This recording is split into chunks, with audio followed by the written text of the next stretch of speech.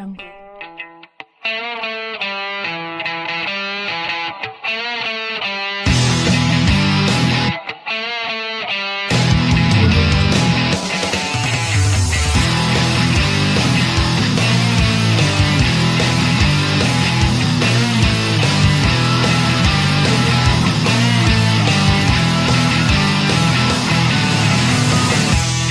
Hello, you are listening to Trump Republic Radio. It is December 14th, 2017. I'm your host, Enzo Quesada, and I am not joined by my co-host, Bobby Hester. He's taking a final right now, so best luck to him. But I am joined by Leigh Oxley of the South African Family Relief Project. How's it going? I'm fine, and you? Thank you for having me. Why don't you tell us a bit about yourself and what you do with the South African Family Relief Project? Well, we started. Okay, our organization is about, helping these folks that are in poverty and giving them food and clothing and housing and basically trying to support them in the situation that they are in. These folks are not there by choice. It's because of the political stance in South Africa. We are really, really struggling with our folks. We can't keep it. There are thousands in these camps, and thousands of children and elderly. So they are really, really going through a lot of hardships, and it's very difficult because we don't get funding from the government because we are not BEE compliant. That is called the Broad-Based Black Economic Empowerment Law. And we do not give to more than 75% black people. That's why we do not qualify for any assistance. So it's very, very difficult for us to get in any help. And how do you go into a squatter camp and look into a tiny little 3-year-old's face and say, oh, I'm sorry, you're the wrong skin color, we don't have food. That's really, I don't get it. It's just many people say it's basically reversed apartheid. It's apartheid. It's the same laws that they wanted to abolish is back again. And the South African government's fine with the situation. Oh, yes. I mean, it's utopia for them. They are getting everything they want. They are corrupting our government, from the government right through to the last little department and municipality. Our structures are going down. Our roads are full of potholes. There's not enough medicines to go around. The hospitals that used to be the most big hospitals are crumbling down. There's hardly any staff or staff that you can actually understand. So yes, and then we don't even talk about the crime rate in South Africa. It's so easy to walk into a police station and go and hire a gun to commit a crime. Our farmers are being butchered and murdered at an alarming rate. And people say, yes, blacks are also being killed. That's true. But there's a difference between the black on black crime and the black on white crime, and that's the torture. The horrific torture that goes with these murders. And we are all scared. We do not go anywhere at night because it's too dangerous. We live in farm area, and it's better to just stay at home and do your things that you need to do during the day so that you don't have to leave at night. Yeah.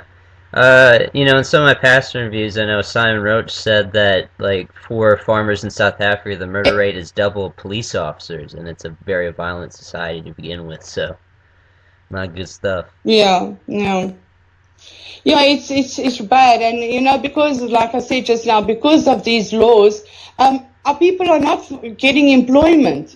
People are being laid off on a daily basis because the companies cannot get government contracts because they are not BEE compliant. So they have to let them go. And then these folks, these are the people that end up losing absolutely everything. They've got little families, they've got children and parents to look after, and they end up in these camp situations. And some are lucky in the camps to be in a camp because you have safety in numbers.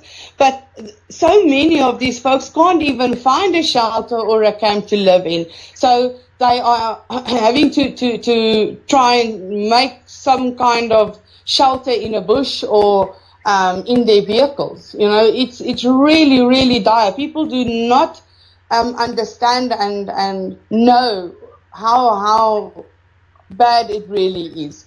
You know, you walk into these camps and you see a grown man sitting on his knees and he's crying. How can I support my family? What am I to do? I'm a hard-working man. I want a job. Please help me just to find a job so that I can feed my family. You know, we started a farm project because we saw that, you know, we need to get these people reskilled and learn and teach them to make things that they can sell. They don't have to necessarily go and work for a boss. And we had our first intake of people, and we gave them a good hearty meal when they got here, and they all fell ill, and we couldn't understand why, because some of the other folks didn't get ill. Well, it's because these people didn't have proper nourishment for months and months. They go to the butcher and ask them for bones. It's like meaty bones that they cook up and then as a soup just in salty water, and they take the pig's ears and fry that up with bread if they can find bread. So the is very bad. Yeah, and a big plate of food used to having the proper nourishment. So we start. Okay, so you have a mother that goes into hospital and she has baby. She's so malnourished that she doesn't have and she cannot breastfeed. So they give the mom a tin and start the baby off with formula. But that mom has to go back to a squatter camp with no employment in South Africa is very, very expensive. It's not something that is easy to come by. It's easy to come by, but if you do not have the money to buy formula, you are stuck. So some of the moms are desperate to get to their babies fed, and they dilute cow's milk and feed this to their babies, which is so harmful, and it's not nearly as nourishing as the formula. So we're ending up with babies that are struggling with lung conditions and stomach problems, and their immune systems are brain development is not as it should be. So it had a snowball effect. We have children with speech therapy and that needs speech therapy because of the lack of nourishment. And if we keep on, having this of generation after generation, it's already a huge problem. And how do you fix it? How do you get people involved and the government to actually look at the situation? It's so difficult. We are boots on the ground in these camps. We see the devastation, the poverty, the hopelessness. A normal day in a family's life or in a squatter camp mom's life is you get up at 5 a.m. to start making fire, to cook some porridge if you are lucky to have, and feed your children. They need to heat up water. We call it a donkey. It's like a drum that they heat up water in, and then they bathe their children. Then the children walk for miles to get to school. They do not get food at school. In South Africa, you have to pay for your school, for your shoes, for your uniform, your books, your stationery. Nothing, absolutely nothing is for free. So if a parent doesn't have a proper income how is he to support his child or their children go to school? It's heartbreaking when you see these kids suffer, the pregnant mom suffer, and the elderly that find grants.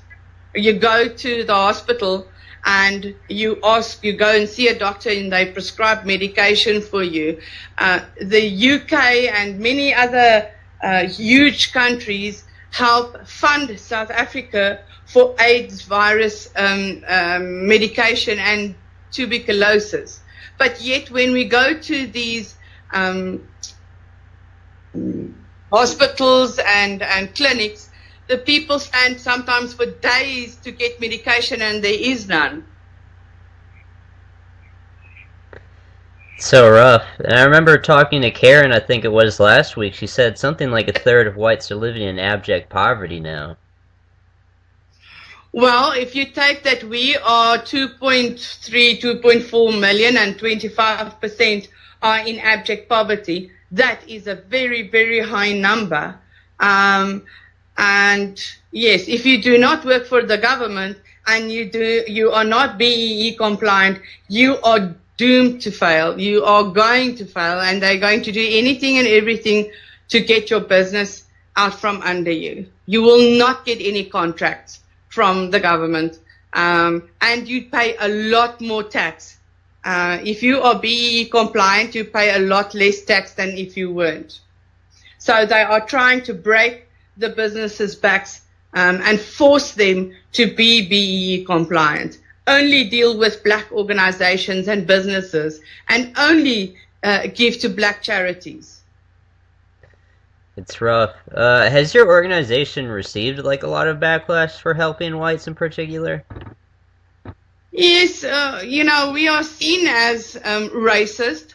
I will never, ever stop anyone from helping in whatever community they want to help in. We have more black squatter camps in South Africa than we ever had. It's really, really growing. So poverty is a huge, huge problem in South Africa.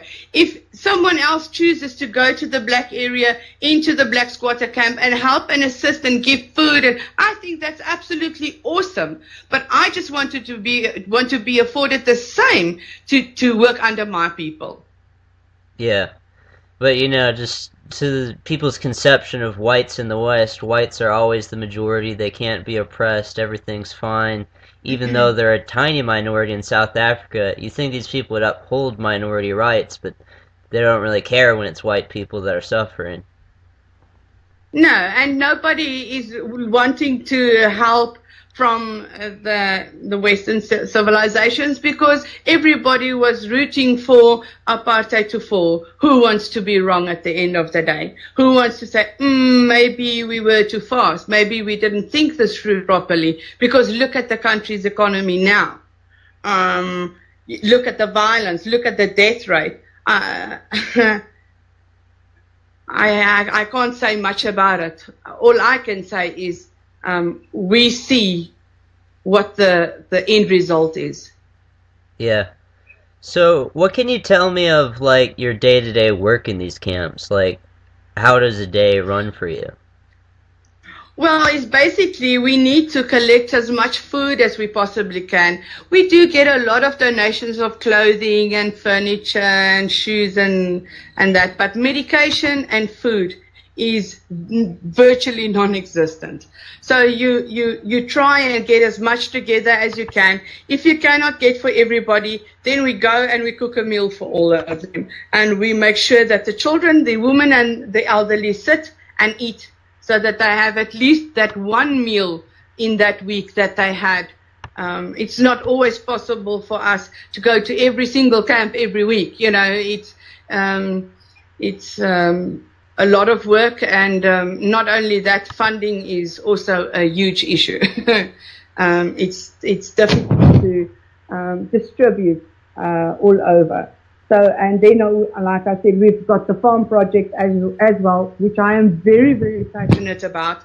I feel to be self-sustainable is the way to go. You grow your own food, and we are completely off the grid. We run on solar power. We use gas geysers and gas heaters for the water. We have a borehole, so we have fresh water coming out from the earth. We've got ducks and chickens and goats, and yeah. It's a completely different lifestyle. And my husband and I decided to do this, and if we can do it, coming from city, from a townhouse onto this land, everybody else can do it as well. So we want to, instead of giving a hand out, we want to give these folks a hand up in life. Yeah. Are the people you serve primarily Afrikaners? For the most part, yes. Afrikaners are blue-collar workers. They are very, very hard workers. You do get the odd English person that is in trouble, or families. In Gauteng area, the most is Afrikaans speaking. That's just the demographic.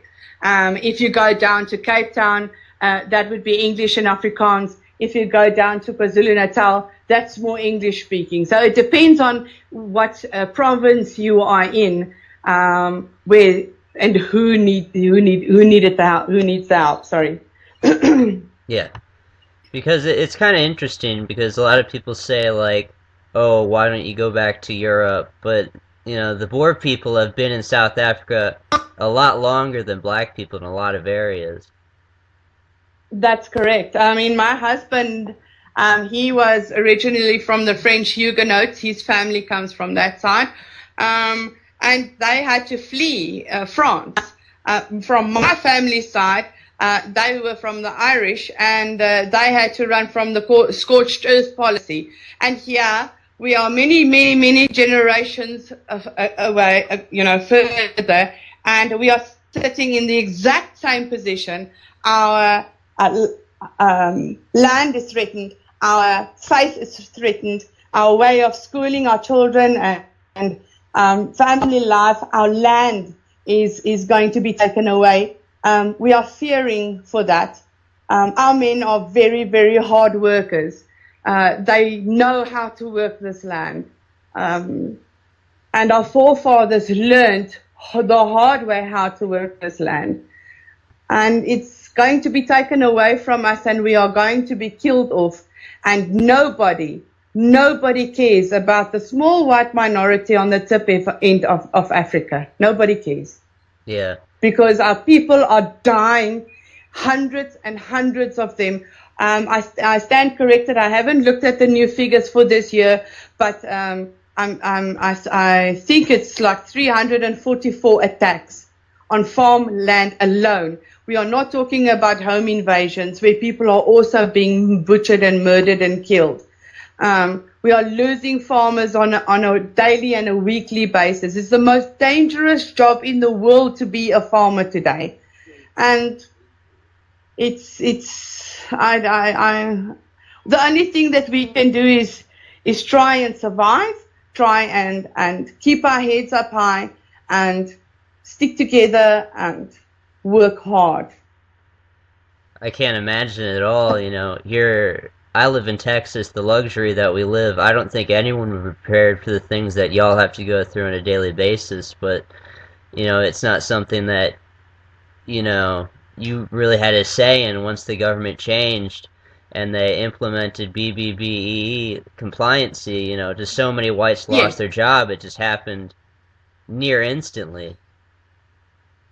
Yes, and I mean, how do you explain to these folks? They've educated themselves. They have worked hard to be where they are, and now they are shunned because of the politics. It's really the ordinary man on the street that is suffering, but the politicians, it's always like that. The politicians just do not care. In South Africa, we get told daily, why don't you go back to Europe? Well, we can't. If you live in a squatter camp, and you go and apply for a visa to anywhere, they want you to give you proof of residence. Well, they live in a shack on an old landfill. There's no utility bill. There's no, municipal bill. There's no rental agreement. There's no telephone. You do not have a job, so you cannot prove your employment. You have to have certain ties to South Africa. You've got to actually prove it. You've got to have savings in your bank account. So these are the point. It's a point system that they usually use in order to grant you a visa. If you cannot prove that you can look after yourself for the first 3 months or for the period that you are going, there's no ways that any country is going to give you a visa.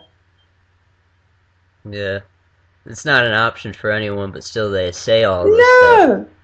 Yes, it's easy for people to say, well, why don't you leave? Well, like I said, they can't. The visa system is very, very strict and very hard. And there's no ways that any of these folks would be able to comply with all the stuff that they needed just to get a visa. Then we're not even talking about, accommodation that side, a work permit, the flight, the tickets for the flight. We are looking at thousands and thousands of rands. And these people can't even afford a loaf of bread. Yeah. I mean, come on. And they're from South Africa. Why do they have to leave their home? Exactly. We were born here. I was born in South Africa. I am a South African and I have the right to be here. And so does everybody else. Why should we leave? And we're fearful that it's going to go the same as Zimbabwe. We are fearful that we're going to go into a civil war because Julius Malema, the leader from the Economic Freedom Fighters, is gunning to take our land. He is wanting to burn everything down and let these farmers go. We are already getting people that are just, the farmer goes away for a weekend and when he comes back, there's like 100 shacks on his farm. How do you get them out? You've got to go and get a court order. Minimum for a court order is 25 grand. So you are stuck with these people, and eventually these people they just leave everything and go. Farms that were given to them, beautiful, running, lavish farms. 2 years later, there's not a window, a toilet, a door, a fitting, crops, implements. Nothing is left on that property. Absolutely nothing. It has been stripped bare and there is no growth whatsoever. Yeah, I was going to mention the Economic Freedom Fighters because aren't they putting like a deadline by the end of this month before they want to take land? Yes, sir. And that's very, very scary for us. Because this stuff, as you said, in Zimbabwe has happened before. And not only is it bad for whites, I mean, it destroys all of the agricultural output. Zimbabwe, their new regime right now is actually trying to hand back land from whites that they took because they realize, how harmful it was to their own country, Yes, Mass starvation. They need to start growing. They need to get agriculture and factories up and going. They need to, and that will boost the economy if you can start producing and exporting. That is your main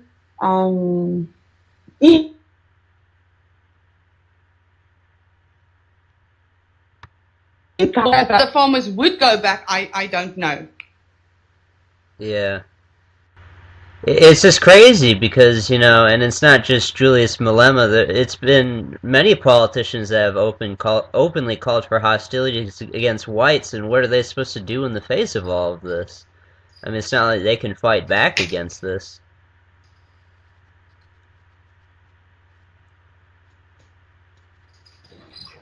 For people, we're not people that want to fight, and we are outnumbered by so many. So it's a big mistake for any of us to think that we're going to fight them because it's impossible. We would lose straight up. But yes, I.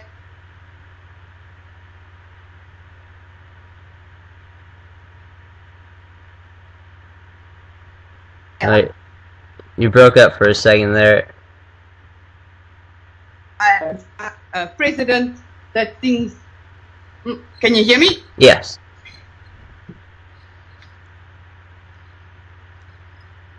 We have our president saying, kill the farmer, kill the boer.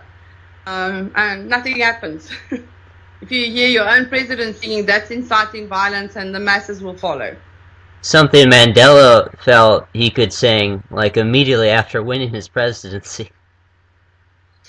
Yes, and Mr. Obama was standing right next to him.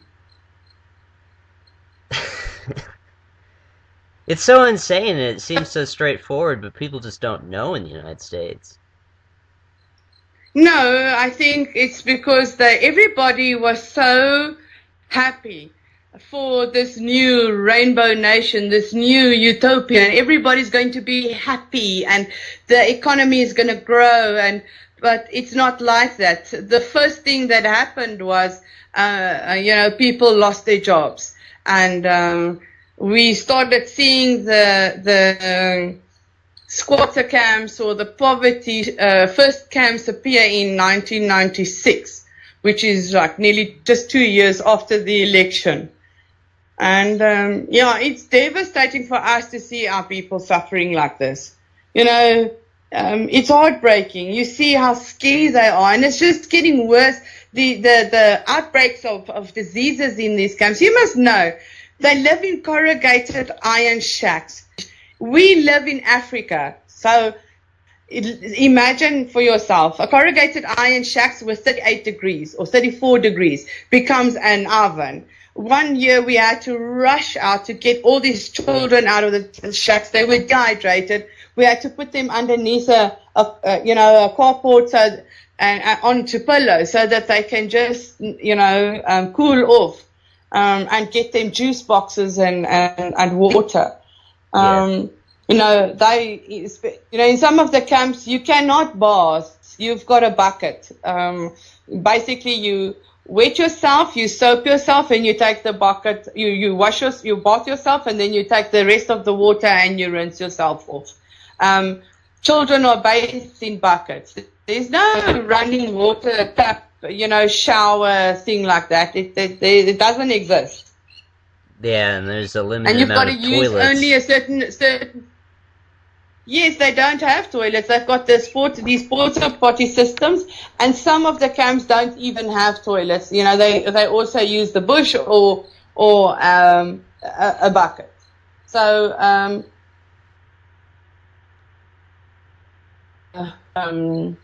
safety aspect of that is also not good at all. They only can use certain amount of water. So you have to use that water to do your washing, to cook, to clean, to bathe your children and yourself. And you've got to do all of that with only, say, 2 buckets or 3 buckets of water a day. It's not an easy predicament to be in. How does someone even prepare to ration stuff out like that? It's beyond my comprehension. Yes, it is, and when you look at them fighting over water, it's heartbreaking, man. You see some of them in the water, some of the taps, the municipality didn't pay their bill, and then some of the residents run out of water. Then they've got to wait 2 to 3 days, sometimes 2 weeks, for a water truck to come past. You cannot go to a garage, or it's a fuel station to ask for water. You get chased away. So it's and then obviously the food situation. We see so many people beg on the intersections. Please, I'll do anything for work. I don't want money for free. Just give me something to do and I'll do it. I just need to feed my family. And, the economy in South Africa is only getting worse. I think it was, 2 or 3 weeks ago, the S&P downgraded it to BB status, which is beyond junk status already, and you know, it only looks like it Yes, can get yes. worse. When apartheid ended, well, when apartheid ended, I think we were 1 rand to the dollar or 2 rand to the dollar. We are now nearing the 14 rand to the dollar. So, you know, a loaf of bread in our currency is 16 rand. That is a lot of money. That is a lot of money for us.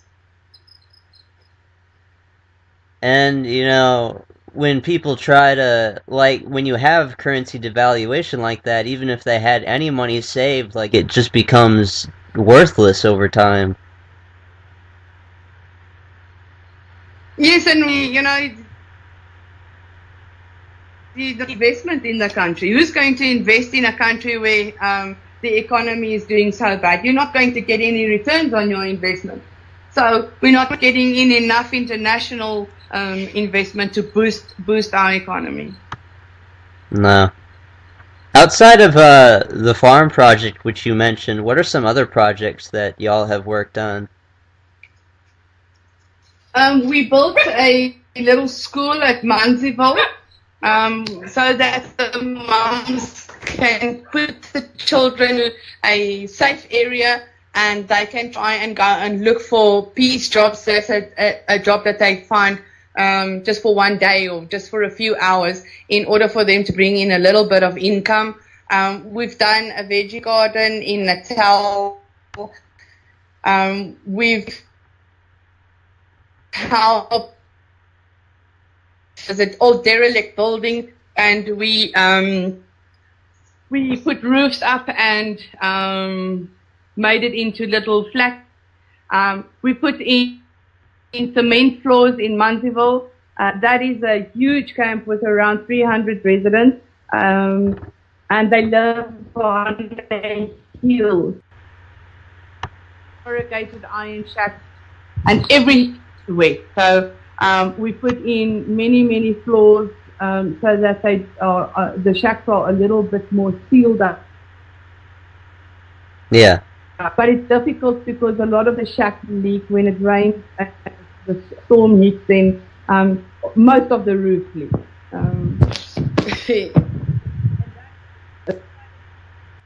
Okay, sorry, we've got a wind picking up here.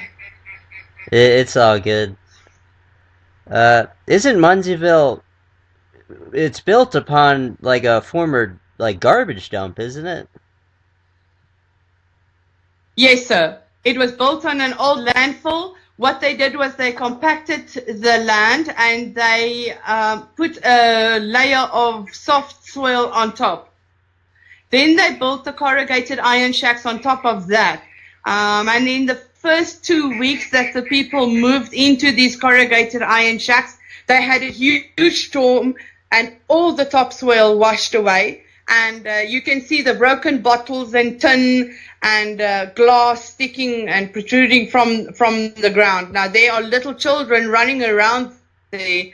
And many people say, okay, well, why can't you plant? Well, because it was an old landfill. We do not know what's in the soil. I've tried numerous times to ask several companies to please go and test the soil. I've still not have found anyone willing to go out and test the soil and water for me.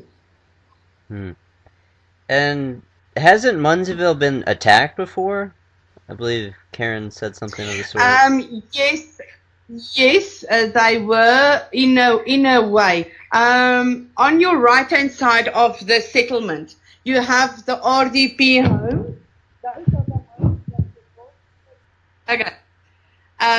So what happened was the blacks in the RDP section had illegal electricity connections, and the municipality sent in the Red Ants. They are like similar to a militia type of group, to go and disconnect the electricity. And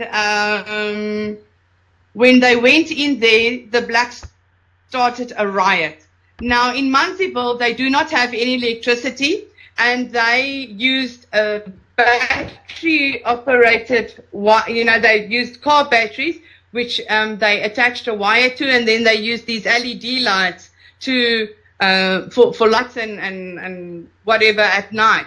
Well, when their lights were disconnected, they saw that there were lights on at the bottom in the white section, and they wanted to basically attack that group. And they thought that they had electricity and only the blacks were put off, but that was not so. Irene phoned me in about 8 o'clock at night, and she was in tears. As she spoke to me, we heard the gunshots go off, and the children and women were screaming. I said to her to please get all the women and children at the shack. I arranged everybody. We have several organizations stand together. We arranged several trucks to go. The men went in. They had locked off all the roads. So the men had to carry and walk with the children through a valley to the main road. One girl was beaten, and they tried to get the ambulance in, but they refused. So one of the men drove her out with his vehicle. So yes, it was an eye-opener for us, and we are always ready for such a situation. The children were very, very traumatized. Thank the Lord that, nothing serious happened, but the fear in those little faces was really, really bad. It's there was a guy. There was a pizza guy, a pizza shop, and I remember we phoned them and said, please, sir, we need to feed like a lot of children. He says, well, I'm about to close. I said, not doing a transfer now. We need pizzas for these children. So we had different homes. People just opened up their homes. We had people just drop off mattresses and food and juice for all the children and women. Some of the men stayed behind in the camp, trying to make sure that they don't break everything down and steal everything. So yes, it was a very, very scary night. And they carried on rioting until the Monday morning, I think it is, that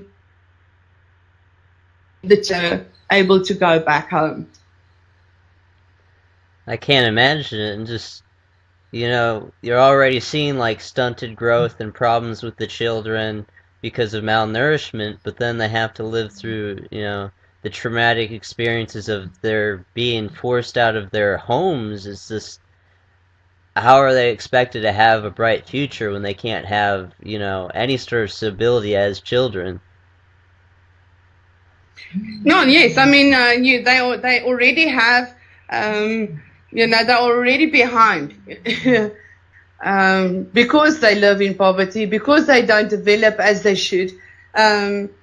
So yes, it's not a very good future when you look at it, and that's why we feel that our project is so vital. Yes, it's a small project at the moment, but we are wanting to make this a wonderful success. And while we still can, and while we're still allowed to own land, try and do the same project in other provinces so that we can help more and more of these people. We've got to teach them to go back to basics. Start making stuff from home that you can sell, and work for yourself, not necessarily for a boss, because a job you are not going to get. I can't imagine it whatsoever. But, speaking with Simon, he told me that for the whites that aren't living in poverty, they kind of overlook the situation of those that are, as long as they're doing well, they don't want to. He's 100% correct. No, they are happy. They not really care. I think it's not that they don't care. They just couldn't be bothered until they land up in that situation. That's when they open up their eyes, and that's when they see, but there's a problem. While they are living like kings, it's better just to turn a blind eye. Or it's just dangerous because, you could lose your job just for speaking about the plight of others like you. It's really strange. I don't. It's true. Yes, it is. But you must know that a lot of them do work for companies that are BEE compliant, and it's just a matter of another point, and they could also lose their jobs. So it's better to just keep quiet and accept it is what it is. At least my family is safe. My family has a plate of food and a warm bed to sleep in. For now. Yeah. But you talked a bit about like the potential for a civil war to happen, now or in the coming near future. Is there any preparations for when that does happen? Well, I don't think anybody can be 100% prepared, but I think for the most part, people are prepared as best as they can. People do store food and water and additional tents and bedding, and we do have an evacuation plan, and we do belong to certain groups that can assist. So yes, I think for the most part people are waking up to that. It's actually very surprising in the last year how many people are prepared. I didn't realize that until I actually started speaking about it to, the odd one around us and people that we meet, that they are actually ready in case such a thing should happen. Yeah. Could you tell me about like what you got to see when Black Monday happened? What was it, a month or two back? Oh, that was absolutely amazing. The folks here on our farm project wanted to go and see. We took them. We weren't going to be part of the action because we had obviously a lot of work to do here on the farm. But we ended up joining in, and wow, how amazing it was. Unity like you cannot believe. People from all different races, not only white people, came and stood together. It was fantastic. I've never seen such unity in my life before. And it shows us that people are getting tired of these murders. And internationally, we got messages from all over the world. Tokyo, Japan, Australia, New Zealand, in America, Canada. It was really, really an amazing and had to come to happen because of a farm murder. So it's a good thing that it opened up so many people's eyes, and people are getting to hear and learn more about the atrocities that are taking place in South Africa against the minority. Yeah, I remember Simon was telling me about his experience with it, and I don't remember what town he was in, but he said, everywhere you went, like 2 out of 3 people were wearing black shirts, and it just seemed like a funny coincidence, but everyone was kind of in solidarity about it. Everybody was on. We saw. I think we were in the convoy for the entire day. We went to the union buildings where everybody went onto their knees and prayed, and then we went to the. All came together and we had another prayer session over there. So it was really, really amazing. People that you know, people that you don't know. It was unbelievable. We did have a little spot of trouble in Zambezi Road. 2 or 3 taxis, black taxis. Those are those little mini buses. Got angry because obviously they couldn't get past, so they went into the oncoming lane and blocked off all the vehicles. Well, a few of the Boers, Afrikaans, big guys, got out of their vehicles and said, listen, you better move and do it very quickly. And they saw, I don't think we're going to take up any more space. There was one more thing that I wanted to ask you about. And that was because in South Africa, people are a lot more religious than they are here in the United States. Like, what factor is religion in the daily lives of people out there that are having to live through this stuff? It plays a huge part in South Africa. You know, we are Christian folk. We go to church and we believe in God, and we obviously read our Bibles, and we have a lot of strong faith in South Africa. Like in the city where I stay, there are many churches. You can go from 1, 2, 3 corners and you'll find another church. So yes, we are very religious, and we believe in God, and we believe that you know, when God helped us at the Blood River, when the Zulus attacked us, and that's why they put up a memorial. They were only a handful of Boers, and they managed to save so many lives. So yes, we are religious. We believe that God guides us, and that we can't go a day without God in our lives. So, yeah. You need all the faith that you can get when things are looking so bleak, but I don't know. Everything I hear from South Africans, you know, white South Africans going through what they're going through, they just seem like extremely hardy people, and you know, it really resolves their faith in God.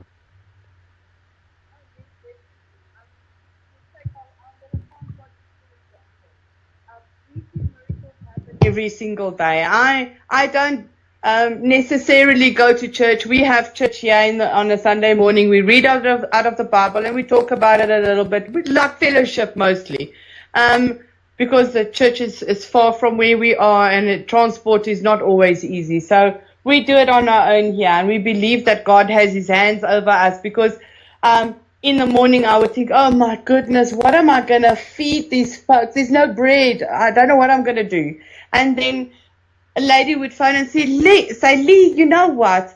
There's a person that baked 10 loaves too many. Can I bring them to you? That is a miracle in my eye. We see that happen every single day. We didn't have food for Christmas. So many people stepped up and said, yeah, Leigh, come and we'll help you out. And, you know, a lot of people stood together, and we can now host a party on Saturday for 110 of these squatter children and their parents. So we are so blessed, you know, to do that for them. It's going to be really amazing. And so many people came together to make this happen. Yeah. Well, is there anything else that you feel that we should know, or any way that we can help out here in the United States? I know just my stuff in South Africa, it reaches hundreds of people, and some people have reached out and helped. Yeah. Well, they can go to our website. It's www.safrpsa.org. Go and see what we do. Go and donate. Every little bit counts. Don't think that because your amount is small that it doesn't help. It does help. You know, it can feed a family for a day or a week. Please support us. We cannot carry on and do this without you. We really need help. And we've had amazing support from America. So I thank you so much for giving us this platform to talk about this issue, because, you know, so many people do not know. And, you know, share. If you can share anything about South Africa with regards to this topic, do so. The more people know about our plight in South Africa, the better it will be, and the more people can wake up and say, listen, there's a problem here, let's do something about it, let's go and help. We welcome anybody to come to South Africa and come and visit us on the farm project, and go to these squatter camps and see for themselves what what conditions are. Yeah. Well, I guess with that, I just want to say thank you, Leigh, for talking to me about this. I know we've had a bit of trouble. It's a long-distance transmission, but We'll edit it and make it sound as good as we possibly can. But again, thank you, and thank you for everything that you do. Thank you, sir, very much, and thank you to everyone out there. Yep. And with that, I think that will be all. Thank you, listeners, for listening to another episode of Trump Public Radio, and have a good one. Bye.